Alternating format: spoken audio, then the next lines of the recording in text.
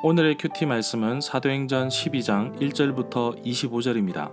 제목 헤롯 아그리파 왕이 교회를 박해하다. 먼저 앞뒤 문맥을 살펴보겠습니다. 각 지방에서 성령의 임재와 복음의 전파가 다루어지다가 갑자기 12장에 와서 또 다른 교회의 박해를 다루고 있습니다. 성경에서는 집안이나 나라의 대표적인 왕의 이름을 사용하는데 애굽 이집트의 왕은 바로입니다. 그리고 신약에 와서 아기 예수님을 죽이려고 했던 왕과 사도행전 12장에 등장하는 왕의 이름도 헤롯입니다. 동일한 인물이 아니라 집안의 성씨나 나라를 대표하는 인물의 이름을 쓴 것입니다. 아기 예수님을 죽이려고 했던 왕은 헤롯 1세 헤롯 대왕의 아들이며 BC 37년부터 4년까지 다스렸던 로마의 봉신 군주였습니다. 헤롯 1세가 다스릴 때에 예수님께서 태어나셨습니다. 헤롯 1세의 아들 헤롯 대왕의 손자 헤롯 안티바스는 헤롯 1세의 아들로서 BC 4년부터 AD 39년까지 통치했는데 세례요한을 처형한 사람입니다. 헤롯 아그리파 헤롯 1세의 아들 헤롯 대왕의 손자는 AD 41년부터 44년까지 짧은 기간을 다스렸는데 아그리파 1세는 요한의 형제 사도 야고보를 처형합니다. 짧은 기간 통치했지만 그의 할아버지 헤롯 대왕의 통치권 아래에 통합했기 때문에 보통 헤롯이라고 부릅니다. 그리고 헤롯 왕 헤롯 아그리파 1세는 베드로까지 감옥에 가두고 처형을 하려고 하는데 극적으로 천사가 깨워 밖으로 나오게 됩니다. 헤롯 대왕의 손자 헤롯 아그리파가 교회를 박해하였습니다. 공식적인 교회의 핍박입니다. 세베대의 아들이며 요한의 형제였던 야고보가 순교를 하였습니다. 이방인 출신이었던 헤롯 아그리파 1세는 유대인의 환심을 사기 위해 그동안 유대인들이 기회를 보고 교회를 견제하였는데 헤롯이 이 기회를 노린 것입니다. 베드로 역시 헤롯 아그리파 1세에 의해 감옥에 갇히게 되었고 신문을 통해 재판에 회부되면 야고보처럼 순교할 수 있는 위기였지만 하나님께서 천사를 보내어서 경비병들을 유유히 지나 감옥 밖으로 나옵니다. 교회는 베드로를 위해 간절히 기도하고 있었습니다. 살아 돌아온 베드로는 예루살렘 교회의 리더십인 야고보에게 무사함을 알린 이후에 안전을 위해 예루살렘을 떠납니다. 교회를 박해하던 헤롯 아그리파 1세가 하나님의 심판을 받아 죽습니다. 그와 반대로 하나님의 말씀은 더욱더 힘을 얻어서 널리 퍼져갑니다. 그리고 바나바와 사울은 기근으로 어려움을 당하고 있는 예루살렘 교회에 구제 헌금을 전달하고 안디옥 교회로 돌아옵니다. 문단을 나눠보겠습니다. 1절부터 5절은 야고보 순교, 6절부터 17절은 천사의 도움으로 탈출한 베드로, 18절부터 19절은 헤롯 아그리파 1세 왕의 잔인함, 20절부터 23절은 헤롯 아그리파 1세의 죽음, 24절부터 25절은 바나바와 사울이 안디옥으로 들어오다. 1절에 보면 사도행전 12장에 등장하는 헤롯 왕은 헤롯 대왕의 손자로 헤롯 아그리파 1세를 말합니다. 헤롯 왕은 교회에 속한 몇 사람을 박해하려는 계획을 가지고 그들을 사로잡았습니다. 2절에 보면 헤롯 왕 헤롯 아그리파 1세는 요한의 형제 야고보를 칼로 죽였습니다. 무슨 이유로 요한의 형제 야고보를 죽였는지 알 수는 없습니다. 그러나 문맥상 바로 이어서 베드로의 감금 상태를 언급하기 때문에 헤롯 왕에게는 아주 중요한 사건으로 이해할 수 있습니다. 또한 이 사건이 무교절에 일어났던 사건입니다. 3절에 보면 헤롯 아그리파 1세는 유대인들이 이 일, 야고보 순교로 기뻐하는 것을 보고서 베드로마저 잡으려고 하였습니다. 때는 무교절 기간이었습니다. 유대인들이 야고보의 순교를 보고 기뻐했던 것은 헤롯 아그리파 1세 왕이 바리새인들과 우호적인 관계를 맺고 있었기 때문으로 보고 있습니다. 교회의 지도자들을 박해하는 것이 유대인들에게 자극적인 일이었기 때문입니다.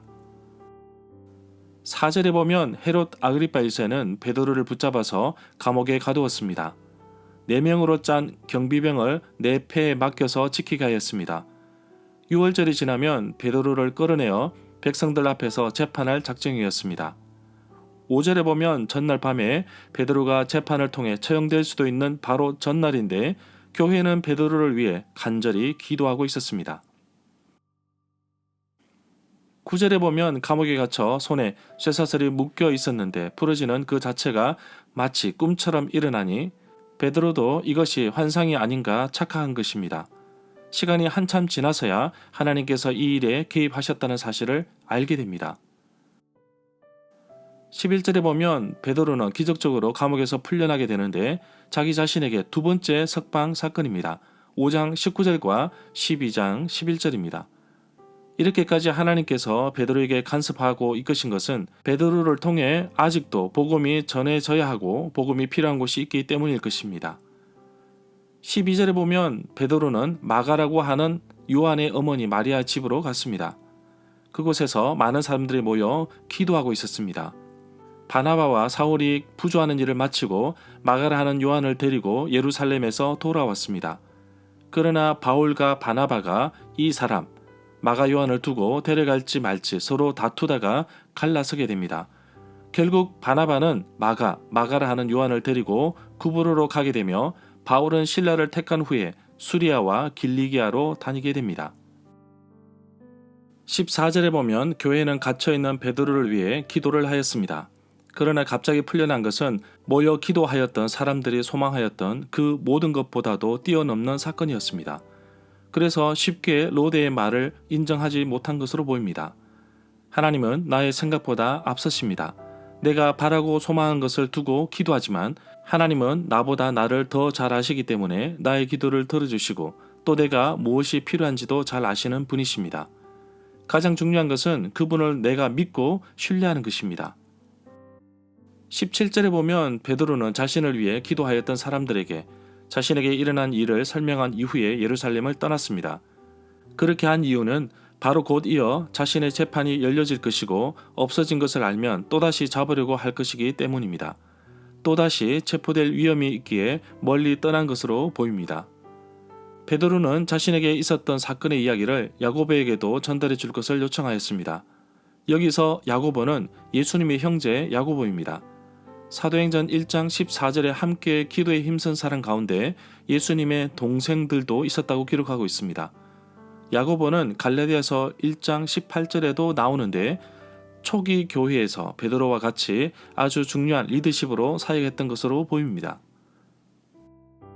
23절에 보면 그러나 헤롯이 하나님께 영광을 돌리지 않았기 때문에 주님의 천사가 즉시 헤롯 아그리빠를 내리쳐서 헤롯은 벌레에 먹혀서 죽고 말았습니다.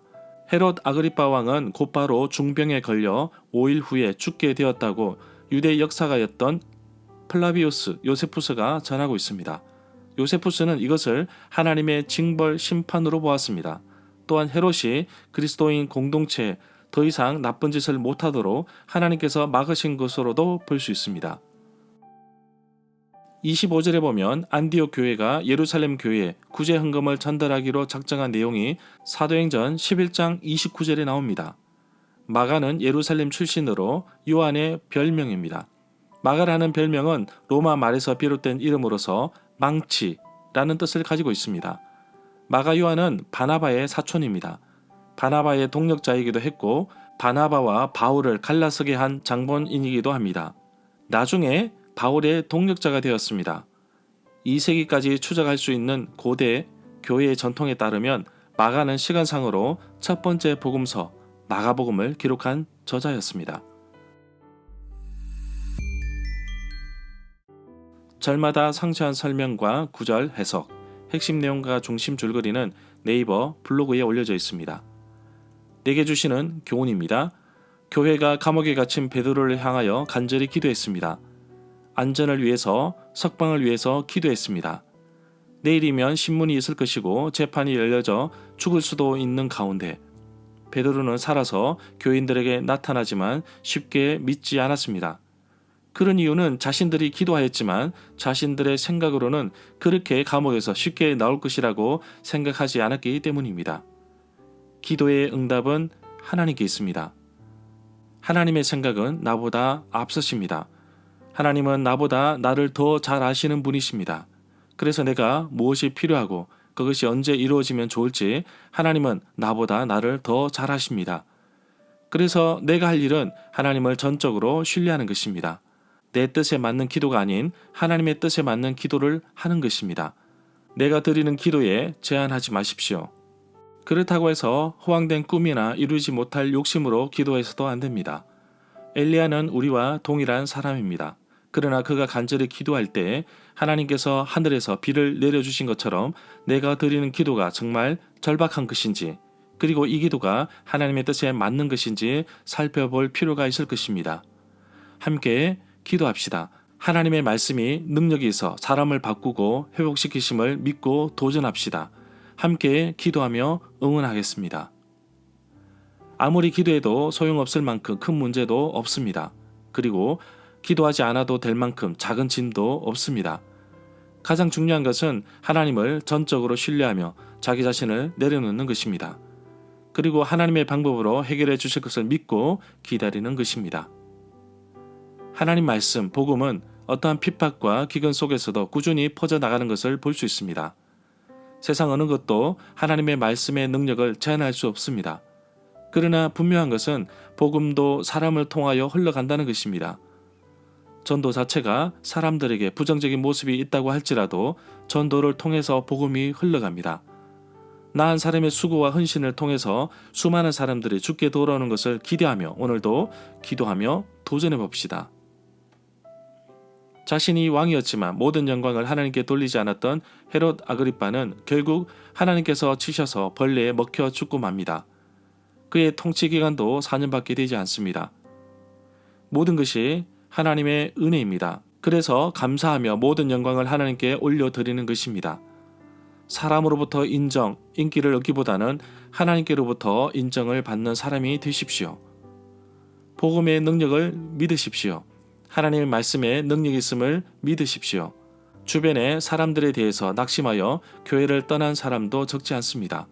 그러나 분명한 것은 사람이나 교회에 대한 실망감이지 하나님과 예수님에 대한 실망으로 인한 감정은 거의 없습니다.